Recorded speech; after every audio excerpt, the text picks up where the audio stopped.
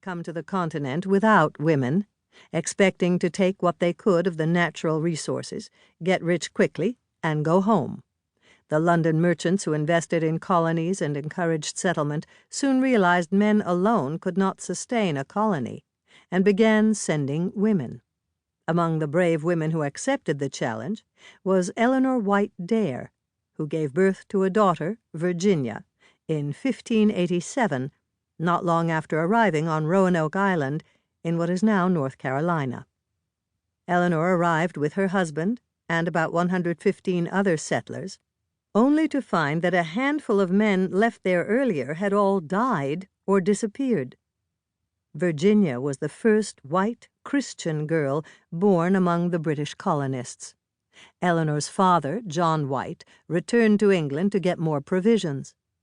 When he could finally find passage back 3 years later, the Roanoke Island settlers had all disappeared, and to date, no one has learned their fate. Jamestown was founded in 1607 with 104 men. About a year later, the first women, Mistress Anne Forrest and her maid, Anne Burris, reached Jamestown.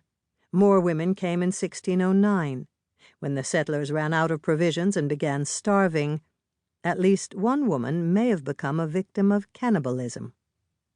In 1619, 90 English women came to Jamestown on one ship, sold, reportedly by their own consent, to settlers as wives for the price of their transportation. Eleanor Flexner, the author of Century of Struggle, the Woman's Rights Movement in the United States, reflected on the prospective bride's circumstances. Perhaps the knowledge that each would find a husband among the several hundred bachelors eagerly awaiting them made up for the subsequent hardships, but they cannot have found life easy. Virginia was only a toehold in the wilderness, fighting an unceasing war against plague, encroaching vegetation, and the Indians, who bitterly resented the white influx. Native women had borne the brunt of European exploration of the New World, exploited, stripped of land, and exposed to deadly diseases. Pocahontas, the adolescent daughter of a powerful chief, Powhatan, was even kidnapped by the English after befriending and feeding the newcomers at Jamestown.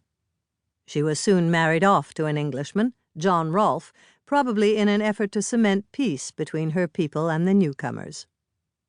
When the Mayflower landed in Massachusetts, after going off course as it headed for Virginia in 1620, 18 married women, 3 of them pregnant, and 11 girls were among its approximately 100 passengers. One woman drowned, perhaps having flung herself overboard while the ship was still in dock. Only 4 of the adult women survived the first winter. The first European women to arrive faced horrendous conditions in a strange and wild land where they had to help do some of the physical labor of clearing land, planting, and raising livestock. Conditions in the new colonies created new domestic work.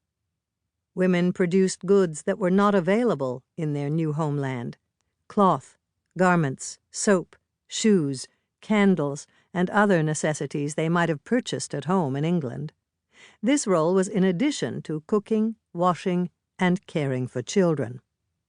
For men, the hardships of exploring, hunting, and fishing often proved fatal, leaving many women widowed with children to feed. Disease, famine, and childbirth in primitive conditions, not to mention invasions from native people opposed to the encroachment, also took their toll. Widowed women sometimes carried on their husband's business or took up trades of their own. These changes in women's roles began to give women in the New World a value that was more on par with the men, especially as the frontiers pushed west. Soon it became apparent, however, that even with the women's help, the British colonists simply were too few in number to meet the labor demands of creating a new economy and building the infrastructure of a nation. They required indentured servants, and eventually enslaved labor to fill the void. Some of the indentured came willingly, perhaps to